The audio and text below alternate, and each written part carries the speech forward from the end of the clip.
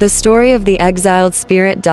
In the quiet heart of Umwago village, the sun sank behind the palms, painting the sky with gold and crimson. Villagers gathered in the square, a large fire crackling at its center. Tonight was meant to be a night of celebration, yet an uneasy silence lingered.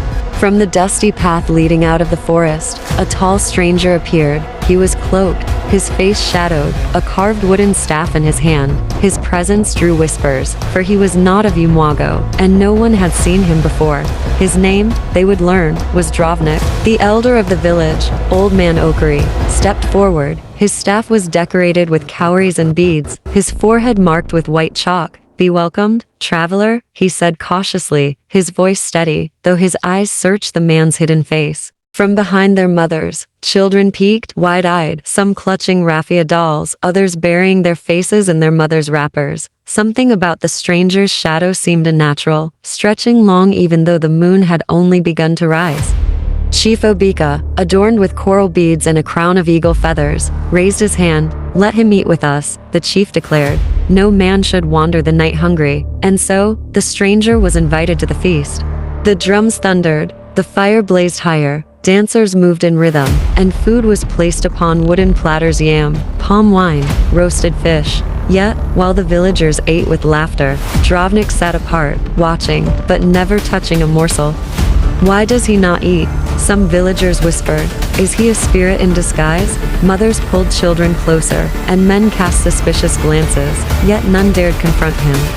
Later that night, while the village slept, Drovnik wandered into the forest. The moon lit his path, his cloak swaying. Those who secretly followed swore they saw shadows bend toward him, as if the forest itself listened to his footsteps.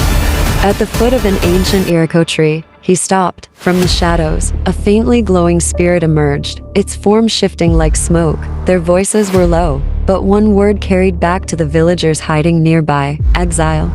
The next morning, the diviner, Nana, sat by the fire, casting cowrie shells upon the earth. His eyes widened with horror. "A shadow walks among us," he cried, "and it carries death." Jealousy brewed in one villager's heart. Chaik, bitter and envious of Drovnik's mysterious strength, whispered into the chief's ear, "He brings misfortune. Drive him out before it is too late." That evening, the villagers gathered in the square, torches and spears in hand. Drovnik stood alone in the center, his cloak swaying in the night wind. "Who are you?" they demanded. "Why do you hide among us?" Slowly, he lifted his hand to his neck. From beneath his cloak, he drew forth a beaded necklace, glowing faintly with an otherworldly light. Gasps filled the air as he unclasped it. Before their eyes, his skin shimmered, his form shifted, half human, half spirit, his eyes glowing like embers. The villagers screamed and stumbled back in terror. Children wailed, mothers dragged them into huts, warriors raised spears but dared not strike. The fire crackled wildly, sparks shooting into the night as chaos gripped the village. Through the fear, Elder Okari stepped forward. He raised his staff high, his voice calm yet commanding. "Enough, we cannot fight what we do not understand." His words cut through the panic. The ground trembled. From the forest edge, a towering spirit emerged, marked with glowing tribal symbols, its eyes ancient and watchful, the same spirit Drovnik had met beneath the iroko tree. Drovnik bowed his head. "I was cast out from their world," he said, his voice heavy with sorrow. "I sought refuge among you, but I bring only fear. I must return to where I belong." A shimmering portal of light appeared, swirling with symbols of the ancestors. Drovnik stepped toward it, pausing only once to look back. Some villagers wept, others knelt in silence, unsure whether they had cast away a curse or a protector.